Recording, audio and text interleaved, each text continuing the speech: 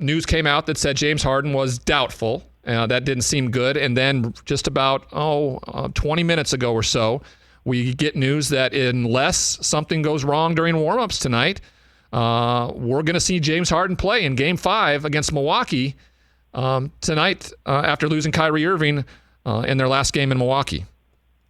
Yes, I don't know how much of that is gamesmanship, maybe giving the Milwaukee Bucks something to think about. If James Harden is able to play, that's obviously great. How effective he'll be is another story. You have to remember, if you go back to early April, he suffered that hamstring injury. I believe it was on April 7th, and he came back like May 12th. So he was gone for a long time. And then 43 seconds into the opener against Milwaukee, he pulled up lame, and he hasn't been seen since. Now, the claim was that he didn't practice yesterday, so I don't know how well he'll be able to play, if he's going to try to start. Remember, the Lakers tried something similar with Anthony Davis when he went out there. That was different. That was a groin injury, and he only had a couple of days off before he played, between hurting it until playing, and he clearly didn't have it. So, are they looking for Harden to provide inspiration? Are they looking for maybe him to play a couple of minutes, stick him on the bench in uniform if they need him at some point? Or is it gamesmanship? I'm not exactly sure. But, the Nets know, they're in a pretty dire situation because Milwaukee is playing a little bit better.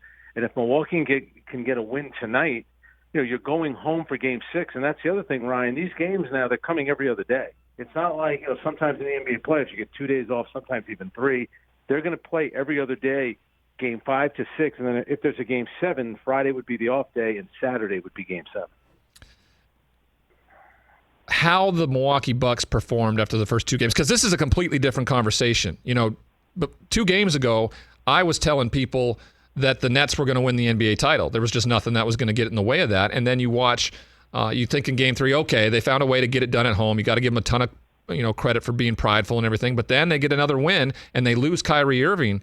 I mean, unless James Harden can give a substantial amount of time and effort and efficiency in a Game 5 and Game 6, are we looking at the Brooklyn Nets possibly being one and done here in the playoffs? Yeah, and I think that would be a major disappointment for them, especially the way that they played. And you're 100% right.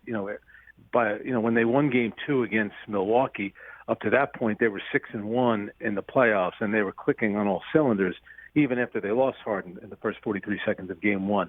But, if you go back a couple of years ago in 2019 in the conference finals, Milwaukee won the first 2 games against Toronto going away. Game 3 in Toronto was kind of a nip-and-tuck game, and Toronto ended up winning it in overtime. Won Game 4. They went back to Milwaukee for Game 5, and Milwaukee did not play well, ended up losing that game, lost the series in 6 games. It feels almost the reverse of this now. That's why, for as much pressure as there is on the Brooklyn Nets, and when you put a team like this together, the result needs to be getting to a finals at the minimum. Winning a championship obviously is what they want, but getting out of the East, is a starting point. But for the Milwaukee Bucks, there's pressure because 2 years ago they flamed out after winning the first 2 games in the conference finals. Last year they went out in the second round against Miami. Giannis got hurt in that series. It was a disaster. And now here they are back at 2-2. They're, for the most part, healthy. I know they don't have Dante DiVincenzo, but their 3 main guys are healthy. And the 3 main guys for the Brooklyn Nets, one isn't going to play. The other one is limited, obviously. And you have Kevin Durant, who's really, has not even played 50 games yet in a Nets uniform, 35 during the regular season, whatever it's been thus far in the playoffs. I guess it's been 9 games. So he hasn't even hit the 50-game mark. And his minutes are going to be up there. So if you're Milwaukee, your opportunity is now. You don't know how many times you're going to get chances like this, and you have to take them when they come around. So, yes, there's pressure on the Brooklyn Nets, but to your point, to me, there's a lot of pressure on the Milwaukee Bucks as well.